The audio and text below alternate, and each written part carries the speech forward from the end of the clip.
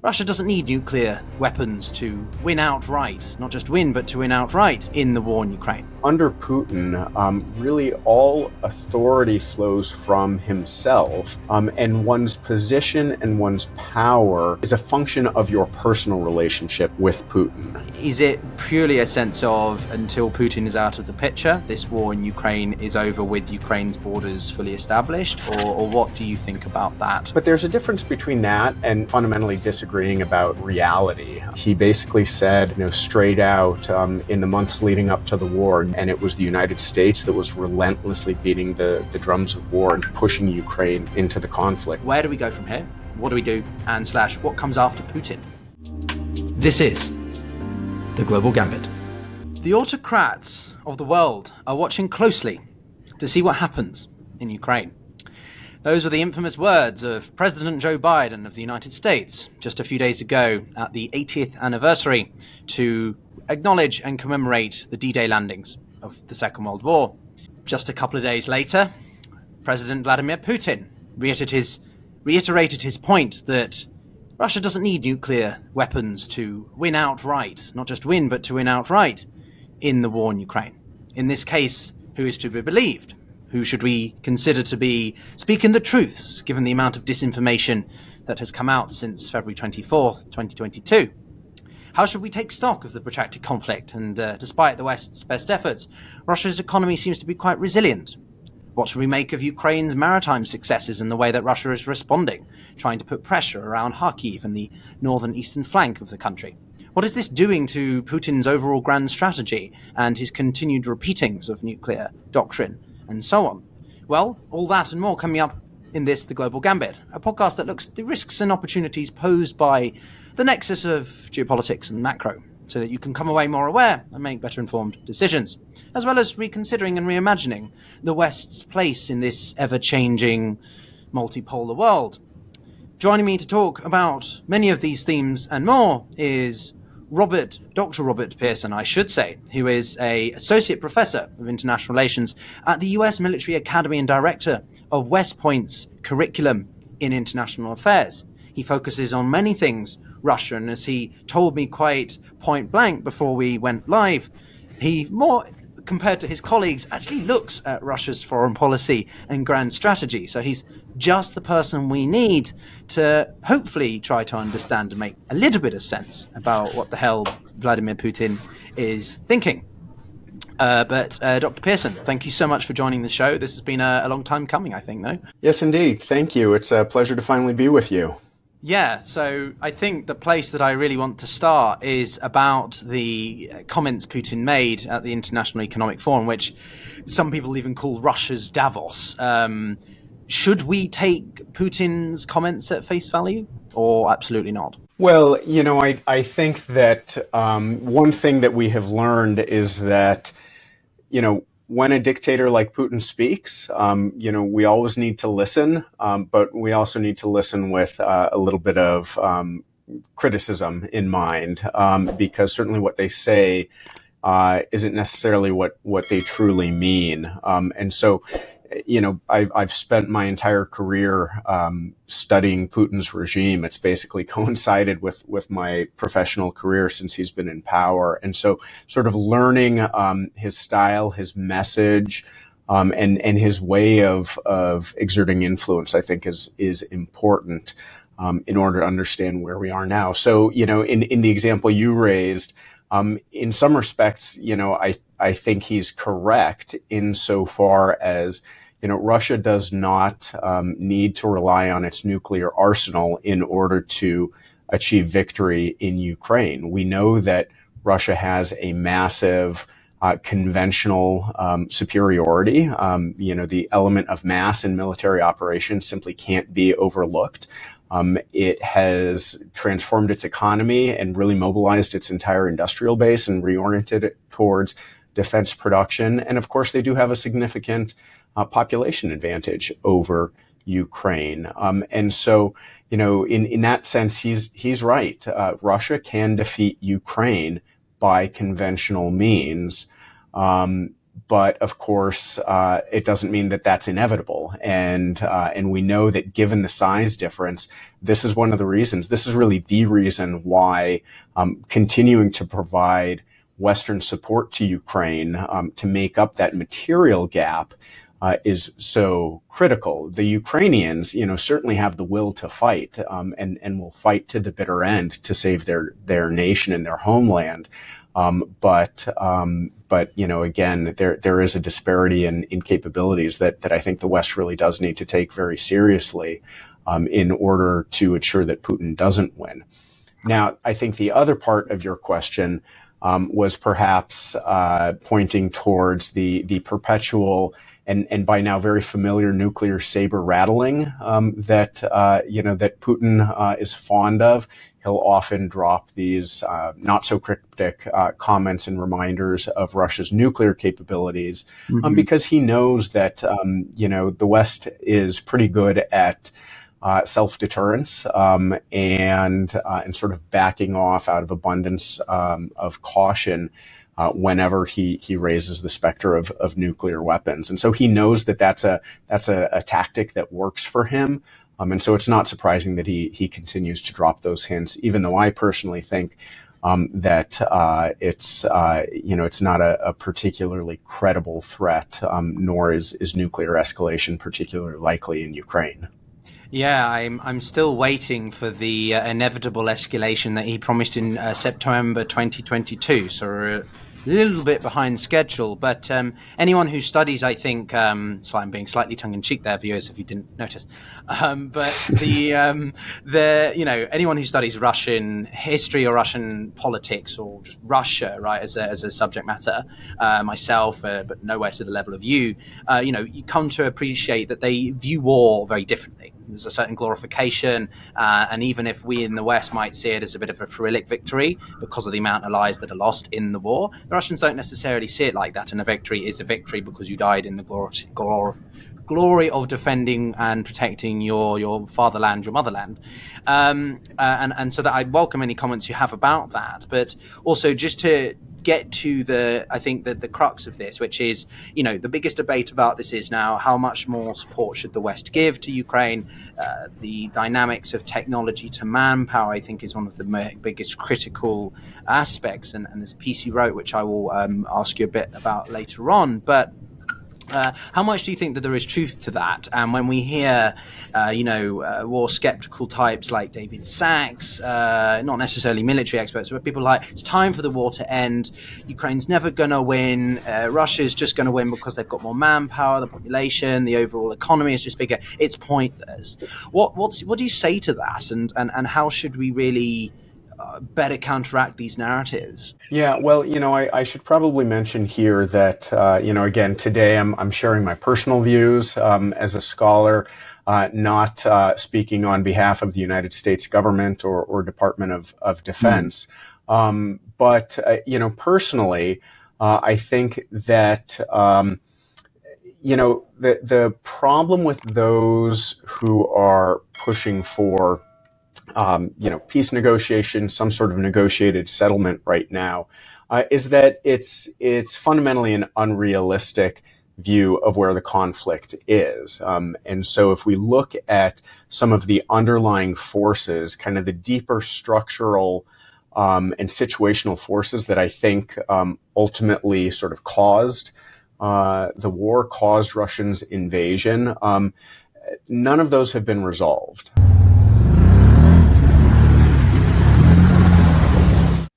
Hello guys, we are medics of 3rd Separate Brigade, operate in a very hot spot in Kharkiv region, where Russians form a new front. We have the right skills, equipment and even a dog to cheer everyone up. But what we lack is wills to operate fully effectively. We've joined efforts with Car for Ukraine to raise money for 5 pickup trucks that will be purchased and delivered to us for further medical setup. Car for Ukraine has been actively helping warriors all over the front line, delivering the total of 430 vehicles. Help us keep our Ukrainians alive. Donate at carforukraine.com. Together to our shared victory. And now, what each side is fighting for, they're really at a point where, neither side could, I think, negotiate and bargain and give up what the other side is demanding. Ukraine rightly is fighting for their sovereignty, for their freedom, for the restoration of their native territory. They're increasingly fighting for the existence of the Ukrainian nation, against Russian war crimes and acts of genocide. And so, looking at the Ukrainian side from that perspective, what on earth, could President Zelensky ever sort of negotiate away in order for a peace deal? Of course, on the Russian side, they have sort of had maximalist war aims since the very beginning, nothing short of decapitation of the Ukrainian state and replacement with a puppet regime. And of course, even in the last 2.5 years, then the war itself has increasingly become the justifying logic of Putin's entire regime in Russia. And so that's a long way of saying that it is really extraordinarily difficult to see any combination of territory, resources, or policy that could, both sides could agree upon. And so I think, as I, recently said in some international speaking engagements, the only sort of negotiated settlement I think that Putin would be willing to support is the unconditional surrender of Ukraine. And we simply know that that's not going to happen. The other thing that I think is really important here, and this speaks a little bit more now to the role that outside players, the United States, the European Union, other countries, the role that they might conceivably play in pressuring Ukraine towards a negotiated settlement in which they would be required to give up territory, presumably. The problem with that is that the world's autocrats, who sort of are increasingly cooperating as what I've started calling this axis of upheaval, they're watching. And the precedent that Ukraine would set if they were forced to negotiate part of their territory away or something else, the precedent would set is that force matters, or that force is effective, and that Putin was ultimately able to violate the borders of a sovereign country, violate international law, commit genocide, and basically get something for his efforts. And so, thinking globally, particularly, the United States, we define our interests globally. That sends a very dangerous message to other autocrats around the globe that might be looking at their own land grabs, knowing that in the long run they could get away with it. Yes, I think what Putin has done is really reintroduce the concept of the might is right, the use of hard power and military coercion in a way that, at least, shall we say, advanced economies, big powers haven't really done. It still happens in other parts of the world, unfortunately. But for a country the size and what we consider to be capability of the Russian state to do that is, I think, sending a lot of people back into yourself history and assessments of are we returning to a much more volatile age of disruption and just complete, wars are going to be more frequent and sustained, protracted, and so on. Before we do turn a little bit more to the motivations behind why this whole thing might have developed as it did, some retrospection, I do want to just nail down though a little bit, which is sort of, but at this point, the more pro-aligned Russia side will say, but even if Ukraine gets F-16s, they get an unrelenting amount of support, limitless support, a blank check. That's not going to be enough. Eastern Ukraine is uninhabitable now. Surely it's better to cut your losses, stop the mindless, losses of young men, and accept the line of contact as it is, accept Crimea is lost, and just keep Ukraine with its current borders now. I don't often know how much they believe this. The likelihood Putin will do something again, I think, is obviously there. But what do you say to that? It's just Ukraine deserves all of its borders, of course, but at this right, at this point, is it realistic? Well, of course, there's there's what's right, and then there is what is realistic, and I acknowledge that there's a difference, and we have to be attuned to that. I think what's a little bit difficult, though, certainly for many Western audiences, is with few exceptions, we here in the United States of America, we have not had to sort of truly fight for our land, for our homeland, for a couple of centuries, and similarly, much of Western Europe has enjoyed freedom and sovereignty since the end of the Second World War. So I think it is telling that the countries that have the most recent 20th century experience of occupation by a foreign power, by the Soviet Union, and subjugation by the Soviet Union, they're the ones that seem to be most attuned to the fact, who appreciate, I think, the intensity of the Ukrainian position, because the Ukrainian position is, it's existential for them. And so, again, I think it's a little bit easier for us to say, well, sooner or later you're just going to have to get real and accept that you've lost, the Donbass region and parts of, Zaporizhia and Kherson. And you'll just have to get over it. But that would require a Ukrainian leader essentially being willing to sentence significant parts of his population to an eternal prison sentence in the Russian prison of nations. And so I think we're not in a good position to understand from the Ukrainian side just what's at stake here. And that's why I, personally never would presume to know better than a democratically elected Ukrainian leader like Zelensky, what compromises, what negotiations, what trade-offs he, on behalf of the Ukrainian people, ought to make. It's very presumptuous for us to sit here and tell them what they should want, what they should feel. Now, of course, we are in control, not ultimately of what the Ukrainians decide to do. We are in control of what we do.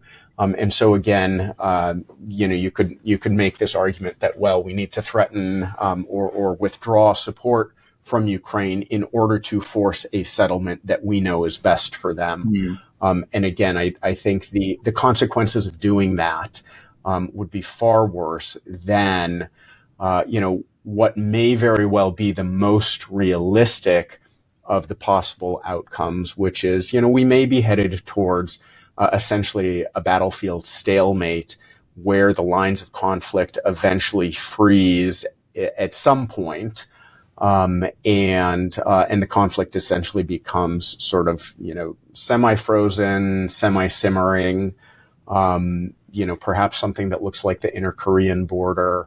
But again, there's so many possibilities in the future, where the next few months and years of fighting could go, that it's really hard to predict with any accuracy.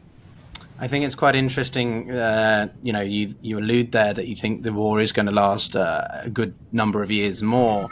But I actually know, but I also want to double underline your point, which is that I find it incredibly difficult to hear someone who's not really ever known Ukraine was probably a country or where it was on a map, to suddenly be like, yeah, guys, you should just let it go at this. It's like, if you go there personally or you meet people, and I would love to be able to hear them say it face to face to a Ukrainian who's lost everything or so much, or people who've ever been in a war zone, like, yeah, you should just, move on, let it go. It's like, even if I've had at times, I'm like, this war is, it's stressful, right, for everybody, and you be there on the front lines, or you go to the country and you sort of think, well, maybe it's time. And then as soon as you're amongst people who are there suffering and seeing it constantly, you're like, how can I possibly think that that's an okay thing to say? I mean, that's how I react about it personally, and I find it incredibly difficult to see how anyone can think otherwise. But you wrote a piece not too long ago with your colleague, the great Michael McFaul,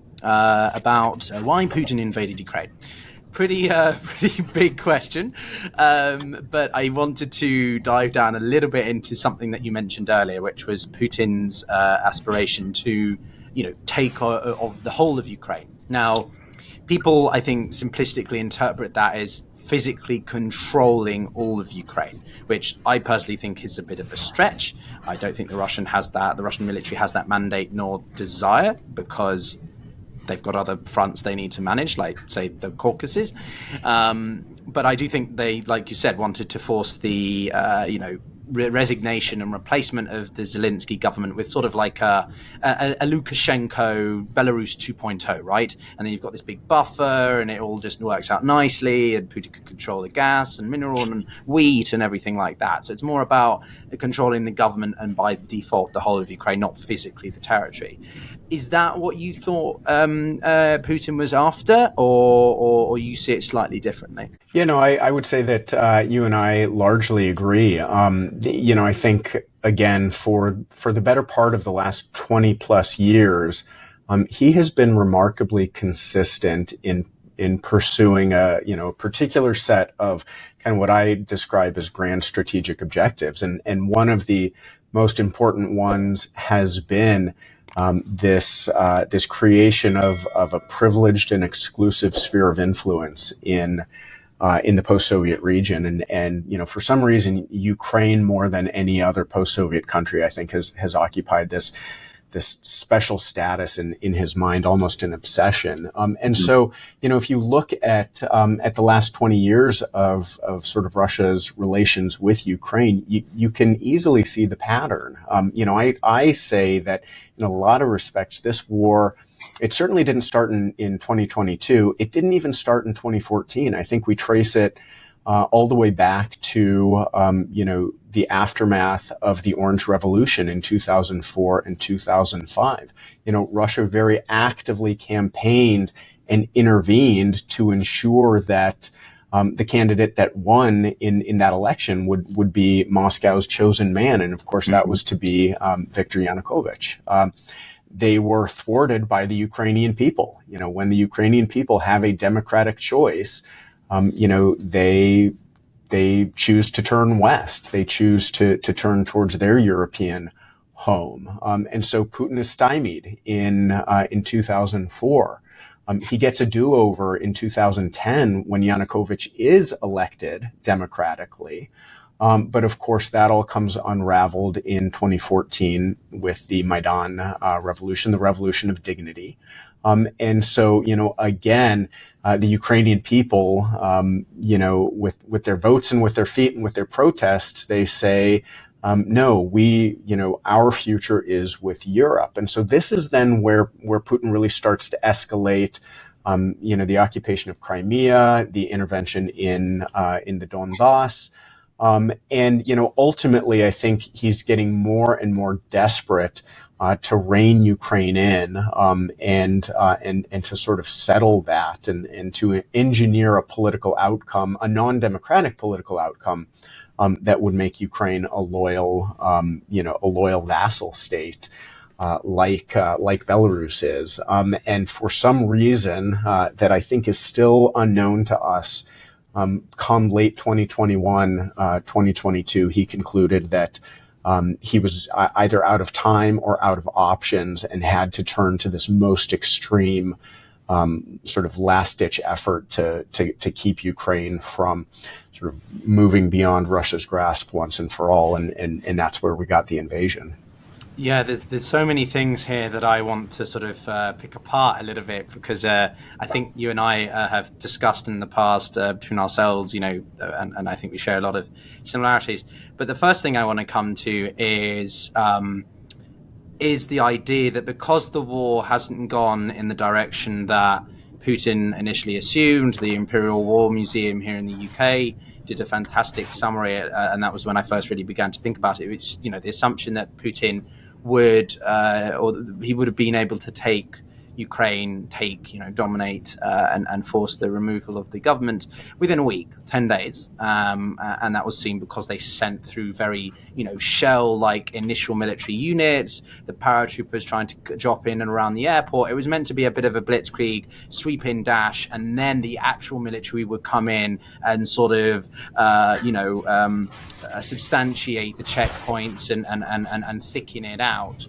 Because they didn't think Ukraine would, one, be able to get ready, but two, also most people would actually welcome the Russians. And I think it was this ideological misinterpretation that Putin had. So I welcome your comments on that, but more specifically, now that the war has not gone the direction that I think anyone expected, a lot of people, including myself, think that he's particularly after potentially eastern Ukraine and southern Ukraine, what's known as Novorossiya, which was part of the Russian Empire in the late 1800s, and because it sort of blends up quite nicely. You've got all the quote-unquote Russian-dominated regions. It connects up to Transnistria in Moldova, cuts off Ukraine from the Black Sea, makes Russia the strategical, unquestionable dominant power there, and turns Ukraine into a rump state. Is that what you think he's going for now? Or he's still after the overall removal of the government? So I think he's after the overall removal of the government, and frankly, he will be until the day he dies, and that's one of the reasons why I also maintain that even when the fighting stops, Russia's war against Ukraine will continue until he actually achieves that puppet state. And so, obviously they failed. They failed in early 2022 with the initial invasion. And so, everything that has come since then, I think, has been sort of an ad hoc response and adaptation to that initial failure. I don't think personally that the occupation and annexation of all of Ukraine was ever the goal. I think, again, you want to control Ukraine without having to govern Ukraine. You don't want to pay the cost of annexing and incorporating such a massive country. And so, and you don't have to if you've got a puppet in Kyiv that dances on your commands. But of course, they fail in the initial invasion. And so then, they sort of have to look for alternatives to justify and legitimize and save face. And so I think the hasty annexation or declared annexation of, the additional oblasts in eastern and southern Ukraine is partly sort of part strategy, from an operational sense and part strategy from a political sense.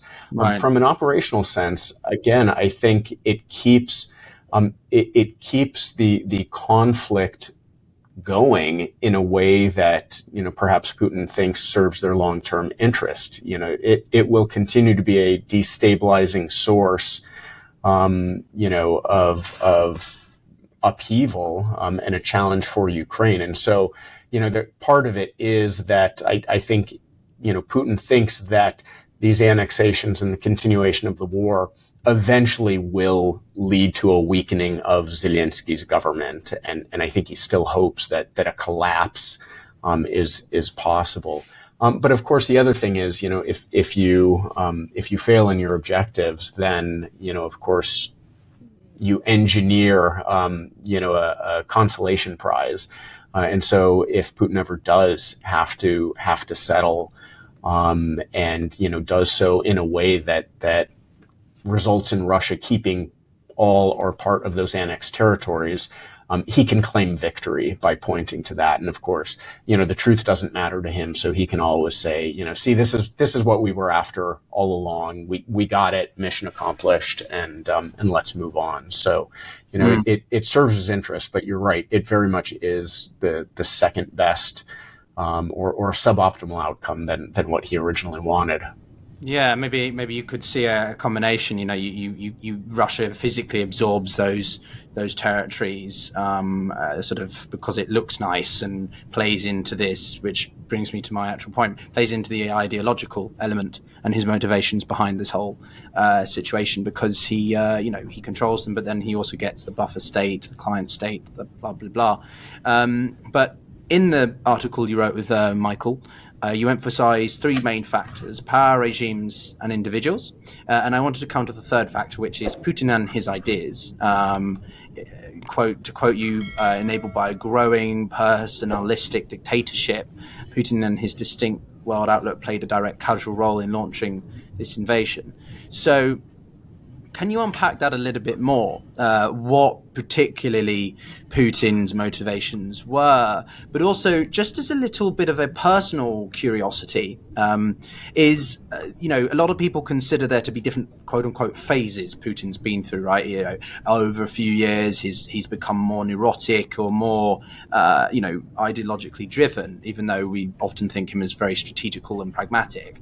And in COVID, potentially was a massive factor in that, because he spent a lot of it on his own, and didn't go anywhere, didn't meet people, didn't leave the country, and didn't do that for far longer than the rest of the broader public in the world did. So how much do you think that played a role in his general sort of framing? Yeah, well, so this is where there's this sort of challenging interaction between sort of each of those three big factors that you mentioned that we write about. I mean, of course, political scientists, we like nice, elegant, parsimonious explanations. I think one of the reasons why Mike McFall and I get along so well is that sort of we acknowledge that the world is a complex and messy place, and there are these multiple layers, and in particular, the role of regime type, over the last 24 years, Putin has essentially constructed an increasingly centralized personalist regime.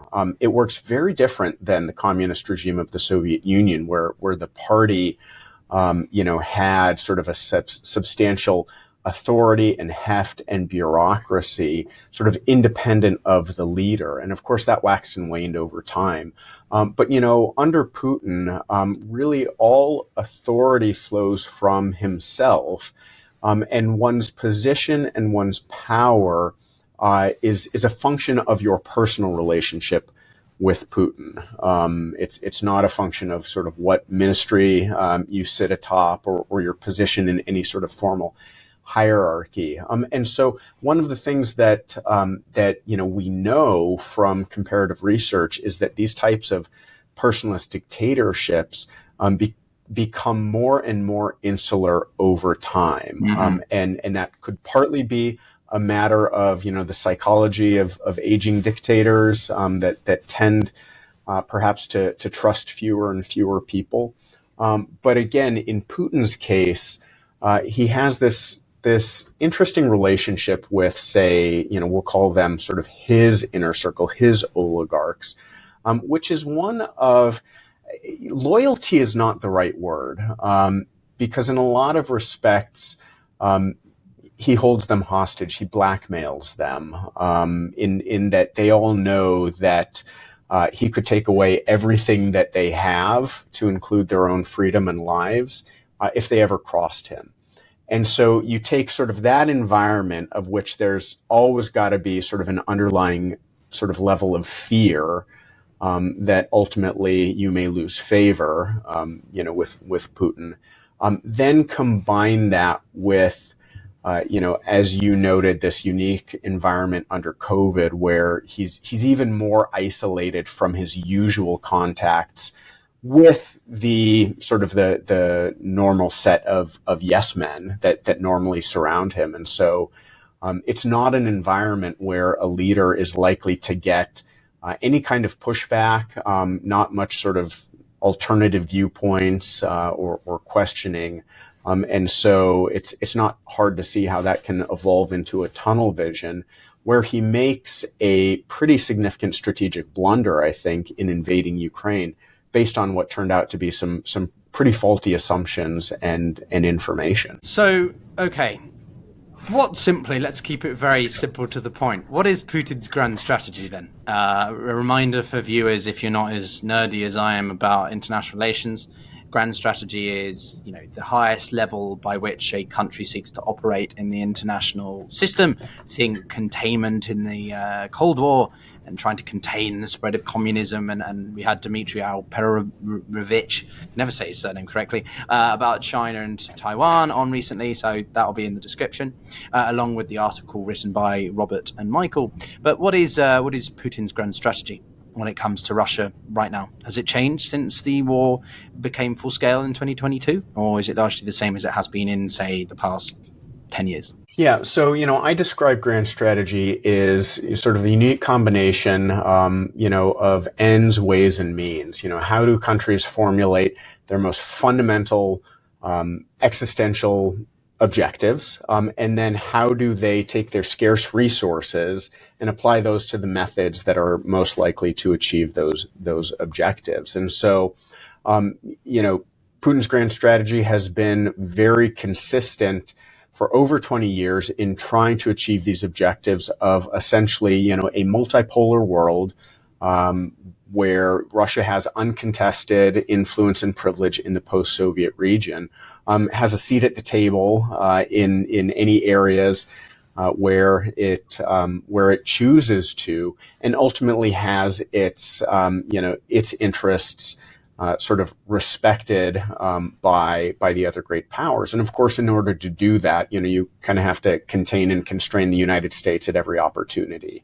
And so that's the big picture of, I think, what they've been trying to do. Of course, the war in Ukraine certainly has changed things insofar as it's revealed, I think, certain Russian weaknesses. It's also, I think, revealed Russia's dependence on China. And if there was any doubt before the war, it is now perfectly clear to everyone that Russia is very much a junior partner to China. And so kind of the interesting question to keep your eyes on the horizon is, if a multipolar world is upon us, will Russia ultimately be satisfied following Beijing's lead? Today, they find common cause. They're united by their opposition to the United States. But again, will Russia sort of truly recognize that they're not calling the shots in that relationship? Yeah, we had a specific question with Dmitry about the Russian-Sino relationship. I find it a couple of years ago, a few years ago, maybe my naivety, or also because things have changed that much. Probably the latter. Let's say the latter, because then I sound more like I know what I'm talking about. That Russia would never accept being a junior partner. If you have any association with Russia, which I personally do quite a lot, it's a very prideful nation, and the prospect of being a junior partner would never, in a million years, suffice for the Russian mindset and someone as well the mindset of Putin, right? So why are we seeing this? Is it purely because of he has no choice? He's so far in that he can't go back, and how do you think that he is? Justifying that to himself, as well as the Russian public? Well, I think dependence is dependence, and there is no doubt that China is absolutely central to Russia continuing their war effort, and so without Chinese assistance in sanctions evasion, avoiding export control of dual-use technologies, purchasing Russian energy, helping link Russia's financial networks, to the rest of the world in the face of sanctions. So on some level, yes, it is necessity and it is dependence that Putin doesn't really have a choice about. Now, at the same time, I think that the Chinese have traditionally been pretty good at sort of understanding some of Russia's sensitivities, and perhaps they're good at saying the right things and sort of rhetorically giving Moscow the kind of deference and respect that I think Russia believes it deserves. But but again, in the long run, I think what'll be most interesting to watch is the way that perhaps interests could start to clash in regions where both the Russians think that they have an interest and China increasingly does as well. And so Central Asia, for example, as Chinese economic influence continues to displace Russian influence in Central Asia, will there be a point at which sort of Putin wakes up and says, we actually no longer see eye to eye with the Chinese. But I think that point is so far away because, again, I think there's a much more powerful force that's bringing them together, which is their unified opposition to the United States and sort of seeing us taken down a notch or two. Well, there was a very interesting article in Reuters just this morning at the time of recording about, the over-weaponization of the dollar by the United States, and that it is beginning to, undermine U.S. hegemony. I don't know yet if we've got some alternative to the US dollar as the global reserve currency, but we are getting there, and that's what we try to do on this podcast, which is better combine the geopolitical risk and the macro. And on that point, Robert, I'm a little bit curious what you think that this does for sort of energy and generally Russia's places. Is it McCain who said that Russia was just a big gas station? I'm paraphrasing there, but what do you think that this does for Russia's... A gas station with nuclear weapons, I recall. Okay, yes. Well, that kind of undermines the whole "don't smoke near the petrol pump," then I suppose. But what do you think about this in terms of energy flows and people who look at this from a business perspective? What do you think that this is doing to Russia's approach to itself as a quote unquote energy superpower? Well, I should probably be a little, exercise a little bit of humility in saying that, the energy industry is not necessarily my specialty, but, we can see that there are obviously constraints that I think have posed significant challenges to Russia's continued, profiting from energy sales. And of course, the entire Russian economic system fundamentally, I think, is and has long been propped up by energy profits, and so in the short run, it's costly and it's challenging. It takes a long time to develop new transit routes that would allow Russia to evade sanctions or avoid, reorient its transit eastward. But in the meantime, we've also learned in the last couple of years that they can be extraordinarily adaptive. And so the example of, the way in which that they have essentially fielded this ghost fleet of tankers to get around the oil price cap. And, by all accounts, they are trading above that price cap. And so it just goes to show that, energy is significant to them, but it's also critically important to the rest of the world. And so until we are ready and able to really take seriously a movement away from fossil fuels, I think that will be a continued, point of leverage that the Russians have on the world. Yeah, there was a graph that came in The Economist last week, I believe, showing that Austria's dependency and importation of LNG from Russia has actually surpassed pre-February 24th levels. So it does show you that despite what the European Union or European states are saying, the actions seem to be different.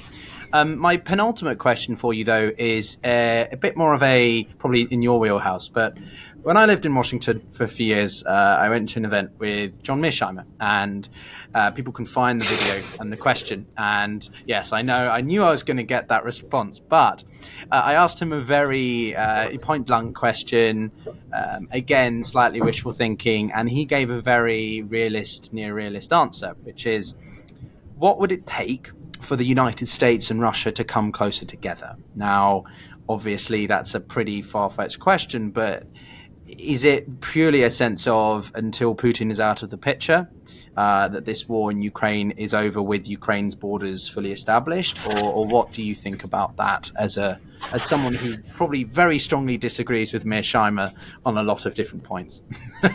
Yeah, well, it's funny. It's one thing to disagree with different viewpoints, and of course, here at West Point, we very much embrace pluralism and looking at different perspectives and understanding different ideas.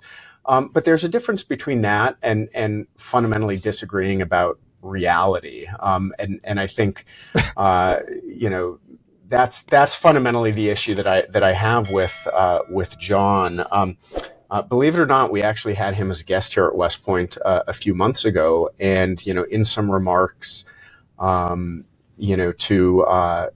faculty, he basically said, straight out, in the months leading up to the war, nobody did more than Vladimir Putin to avoid war. And it was the United States that was relentlessly beating the drums of war and pushing Ukraine into the conflict. And so that's just a fundamental different reality than the one that I live in. And I've seen no facts to support that.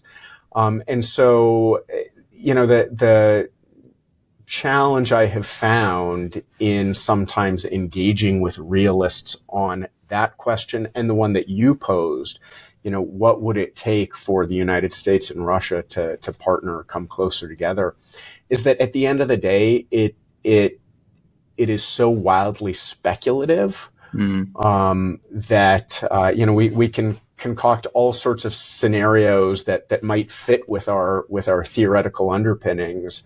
But the idea that there is some sort of common interest, you hear it more often.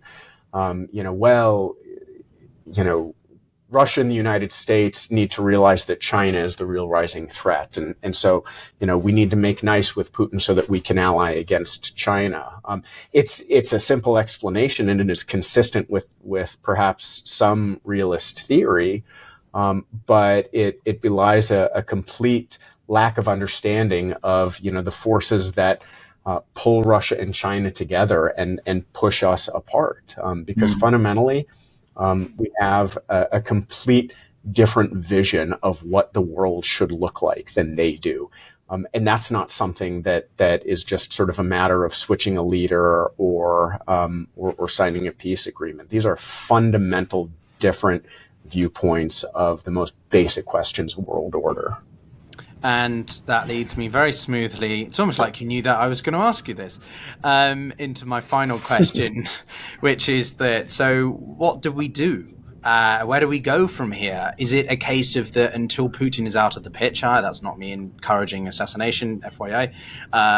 But, until he's no longer in the government or governing position, which could be as late as 2036, there's just nothing we can do. To sort of help the Ukrainian situation, at least thaw relations with Russia, let alone try and reconstruct them. And what could happen? Actually, I'll make it a two-parter. Where do we go from here? What do we do? And / what comes after Putin? Who would replace him? Big question, I know. Well, so I'll take that second question first, because I think it informs my answer to the first, which is I'm not particularly optimistic that whoever replaces Putin, and the man will die eventually. Of that, I am confident. But when he does, I actually don't expect to see a significant shift in Russia's direction, its regime type, anything like that. And that's for probably a lot of reasons that we've run out of time to discuss, maybe another time.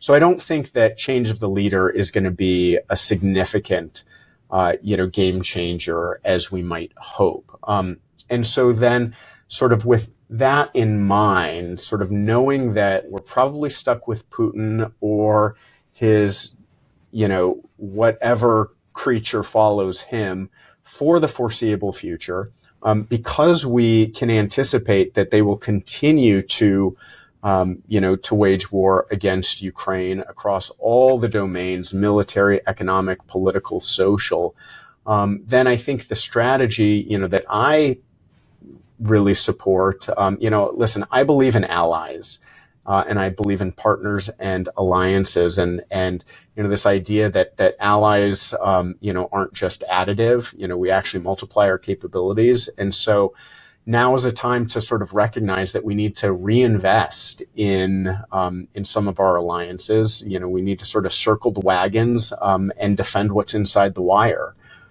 because as I noted, there is this axis of upheaval that certainly is growing in confidence and growing in power. And so I think the really big strategy is to recognize the countries that that we have common cause with. They tend to be democracies. They tend to be market economies, and we need to sort of keep forging those links and doing the hard work of diplomacy to keep that coalition together if we have a hope of ultimately prevailing in the end. Dr. Robert Pearson, Associate Professor at the United States Military Academy and West Point. Thank you very much. It's been an absolute joy to have you on, albeit if the subject matter could be slightly more cheery. But it's one that I've been looking forward to for a while, and I love your foreshadowing. We're definitely going to have you back already. I've got at least 2 more specific topics that I think we could get you back for, very soon, given your time schedule, of course, obviously permitting. But if there's any last takeaways, main messages, one simple slogan or something you want to leave viewers with, what would it be? Oh boy. I think I would simply just note that there is so much at stake here. I think for the future of freedom in the world, and though I may sound like a naive idealist, I think that freedom is a thing that is still worth fighting for.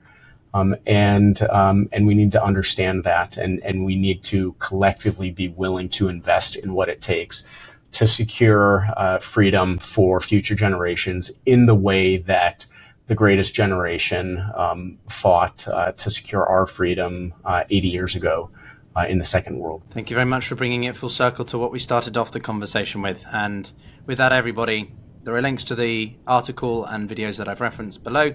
If you enjoyed the conversation, give it a like, subscribe, share it around so that people can appreciate the wisdom that is Robert Pearson's thoughts. And as always, I wish you a peace of mind, and I'll see you in the next one. Take care.